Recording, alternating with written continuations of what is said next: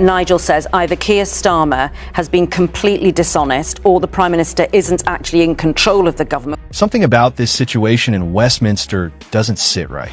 The Prime Minister maintains that proper procedures were followed, yet reports suggest a different story behind the scenes. Allegations are emerging that standard security vetting may have been overridden for a highly sensitive diplomatic position. If true, that raises immediate concerns, not just about the decision itself, but about how such a move could be justified at the highest level. What appears straightforward on the surface begins to look far more complicated the closer you examine it. Is whether he did it knowingly or inadvertently, surely? No, I don't think he has misled Parliament, and as Number 10 made clear last night, the Prime Minister was only told about this on Tuesday evening this week. He then commissioned the Cabinet Secretary to provide him with the full chronology and facts. Which brings us to the real issue. This is no longer just about what happened. It's about who was aware of it and when. Was Parliament given a full and accurate account? Or are key details still being left out? Situations like this don't exist in isolation. They point to a larger question about how decisions are made and whether oversight mechanisms are functioning as they should. If there are gaps here, they could indicate something much broader within the system. I think people are finding it almost impossible to believe that the Prime Minister and the Foreign Secretary did not know that such an important appointment at such a crucial time, the person that they had announced had been appointed and then confirmed had been appointed, had actually failed security vetting. Do you believe it? Stay with this, because what you're about to hear raises serious concerns around accountability, transparency, and control within government. These aren't minor issues. They go directly to public trust and institutional integrity. If you're looking for direct, unfiltered political analysis that goes beyond surface-level reporting, make sure to subscribe. This is where the details get examined properly. Opposition leaders this morning are hankering for Sir Keir Starmer to resign as Prime Minister because it's been revealed that Lord Mandelson, in fact, had failed his security vetting before he became ambassador to the US. Well, the Prime Minister repeatedly told MPs and reporters and all of us that the process had been followed before it became clear last night that officials actually overruled that process to appoint Mandelson. Well, we're joined now by the Chief Secretary to the Prime Minister, Darren Jones. Good morning to you, Mr. Jones. Can I ask you, first of all, when you knew that Mandelson had failed the vetting process and what you were told? Good morning. I was told, I found out yesterday afternoon whilst I was campaigning in Southampton in the local elections when the Guardian news story broke. I immediately returned to London to be briefed on the situation, and what I was told was that the established process where UK security vetting had conducted investigations into Peter Mandelson in order to provide clearance concluded in them recommending to the Foreign Office to not appoint him to the role of ambassador to the United States, but that the Foreign Office overruled that recommendation and appointed him, and therefore granted DV clearance and appointed him to the role. And the thing that is quite astonishing about this is not just the individual case of Peter Mandelson, but the fact that this was allowed to happen in the first place. And I was told again last night that there is the Foreign Office and a small number of other organisations who have the right to ignore the recommendations of UK security vetting when appointing people to sensitive roles. I find that completely astonishing. And so last night... Everybody finds it astonishing. I think people are finding it almost impossible to believe that the Prime Minister and the Foreign Secretary did not know that such an important appointment at such a crucial time, the person that they had announced had been appointed and then confirmed had been appointed, had actually failed security vetting. Do you believe it? I believe it on the terms I've been presented it in. The Prime Minister and the Foreign Secretary are as furious as no doubt you and your viewers, as well as the rest of us, and no doubt Parliament will be. But as I say, as soon as I found out last night that the Foreign Office and a small number of other organisations have the right to ignore the recommendation of UK security vetting, I immediately suspended those rights, and I've asked for an urgent audit to understand how often this right has been used. And this is part, of course, of a wider independent review of the vetting process that I was due to announce very shortly. But this has put the Prime Minister, the Foreign Secretary and the government in an extremely difficult position, because the Foreign Office overruled the recommendation to appoint Peter Mandelson, not just any person to a particular role, but to the Ambassador of the United States, and a political appointment from the Prime Minister. This is deeply, deeply unacceptable. And that's why I've taken immediate action to ensure that this process can't be used again, and why the Prime Minister will be going to the House of Commons on Monday when it sits next to update the House on what has happened. So am I to understand then that you believe that Sir Ollie Robbins, who had taken up the most senior post in the Foreign Office at the time and has now been sacked, that your understanding is that he almost unilaterally overruled the security vetting procedure of our country? And what, I'm sure you asked, why would he do that? So just to be clear, I have not personally spoken to Ollie Robbins. Those conversations were via the Cabinet Secretary and I'm sure the Foreign Secretary yesterday and overnight. But this is a failing of the Foreign Office, which was able to take this decision to ignore the security recommendation not to appoint him.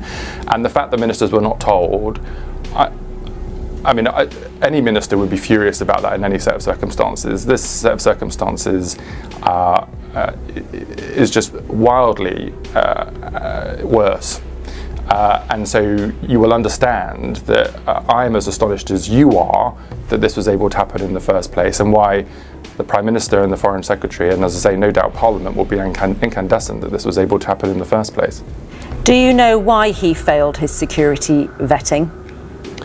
I have not seen the documents in question.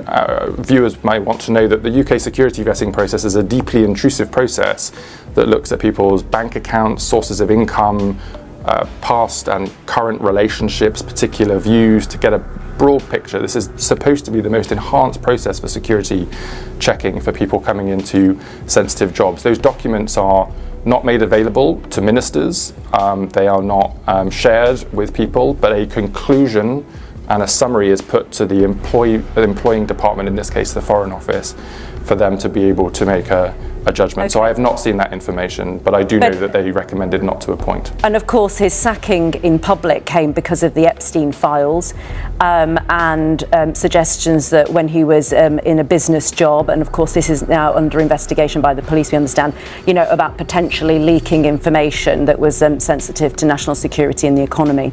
The question remains, of course, about misleading Parliament for the Prime Minister. That is the ministerial code of conduct, that if the Prime Minister knowingly misled Parliament, then the only action is to resign. That is what the opposition leaders are saying. That is what lots of our viewers will be questioning this morning, that how is the Prime Minister's position tenable in the light of this catastrophic dysfunction at the top of government? So the Prime Minister has not misled the House of Commons, and I think any scrutiny of the words the Prime Minister has used from the dispatch box. Well, he has misled Parliament, but the question is whether he did it knowingly or inadvertently, surely. No, I don't think he has misled Parliament, and as... Pay close attention to that moment of hesitation. In high-pressure exchanges, pauses can be revealing.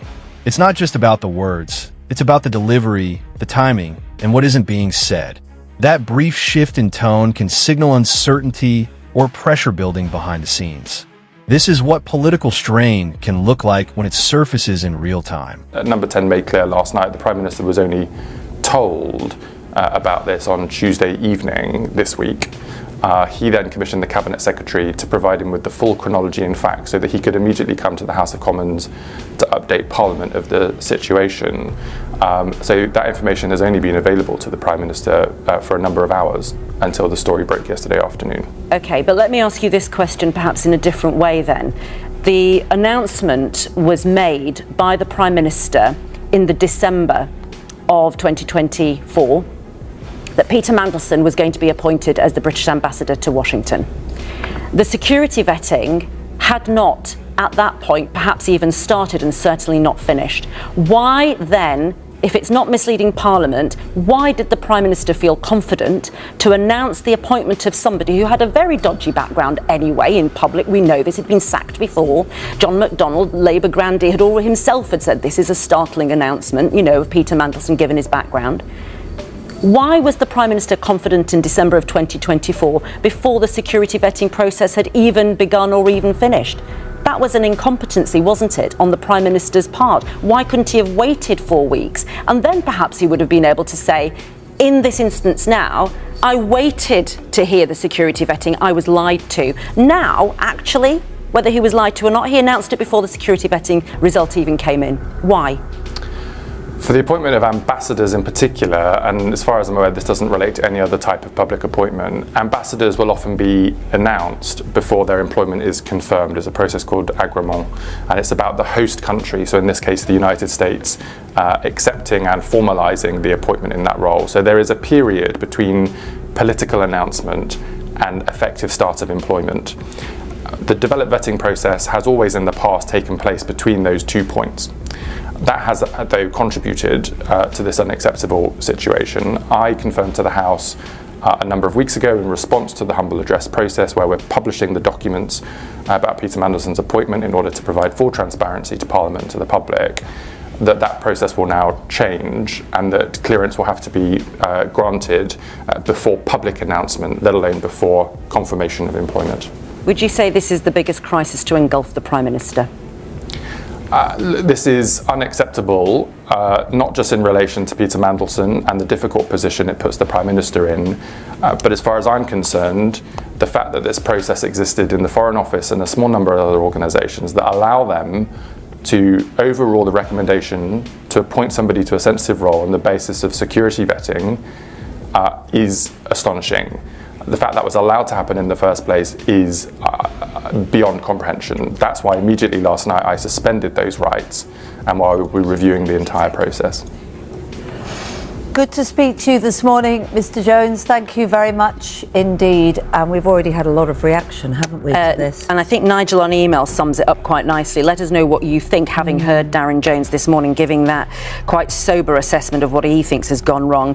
Nigel says either Keir Starmer has been completely dishonest or the Prime Minister isn't actually in control of the government, which raises far more troubling questions. It's genuinely unsettling to watch and it leaves me feeling If you want analysis that challenges narratives instead of simply repeating them, make sure to like the video, subscribe, and share it with others who want a clearer picture. And I want your perspective. Does this situation point to mismanagement or something more deliberate? Drop your thoughts in the comments, because the more these issues are discussed, the harder they become to overlook.